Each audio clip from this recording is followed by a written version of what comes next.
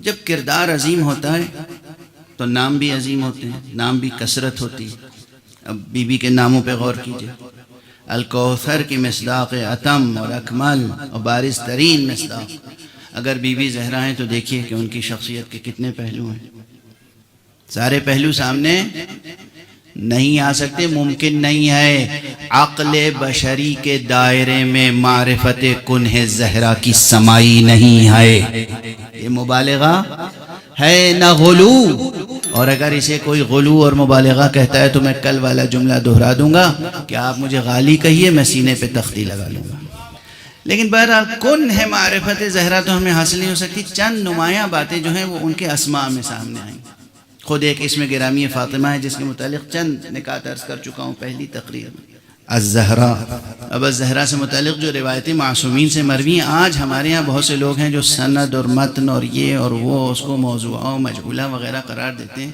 خدا ان کا محاسبہ کرے گا، خدا محاسبہ کرے گا انشاءاللہ۔ معصوم کے کلام کو رد کرنے کی کوشش نہ کیجیے، سمجھنے کی کوشش کیجیے۔ تفقہ کا تقاضا کیا گیا، یعنی سمجھنے کی کوشش کیجیے، ڈوبیے، سمجھیے۔ وہ روایتیں بھی جس میں یہ ہے کہ جناب زہرا کو الزہرا اس لیے کہتے ہیں کہ ایک روایت میں یہ ہے کہ آپ کا نور 3 مرتبہ دن بھر میں خاص طور پر جناب امیر المومنین کے لیے ظاہر ہوتا تھا۔ کیا؟ کس کے لیے؟ نور زہرا خصوصیت کے ساتھ دن میں 3 مرتبہ حضرت امیر کے لیے ظاہر ہوتا تھا، ساطع ہوتا تھا۔ کس کے لیے؟ جناب امیر کے لیے۔ اور بات بھی سمجھ میں آتی ہے، زہرا کا نور غیر امیر المومنین کسی اور کے لیے ظاہر ہو بھی نہیں سکتا۔ یہ اور بات ہے کہ اس نور کا پرتو کئی حجابات کے بعد تمام آسمانوں اور زمینوں کو منور کر دے۔ کاش یہ جملہ اذہان عالیہ تک پہنچ جائے۔ وہ نور زینت ہے نا زہرا کے لیے، یہ نور خصوصی زینت ہے نا۔ قرآن نے کیا کہا ہے؟ اپنی زینت خواتین اپنے شوہروں کے علاوہ یا محرموں کے علاوہ کسی اور کے لیے ظاہر نہ کریں۔